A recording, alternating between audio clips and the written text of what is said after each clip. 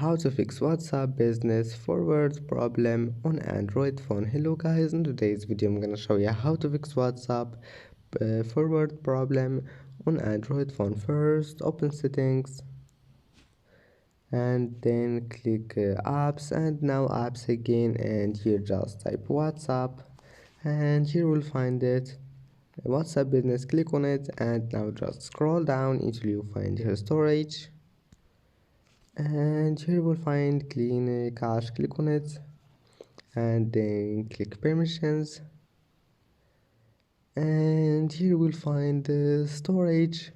Just allow it and then click for stop, and that's it. Now just go back, restart your phone and try again, and your problem must be fixed. And that's it for today's video. If you like this video, don't forget like and subscribe, and see you in the next video.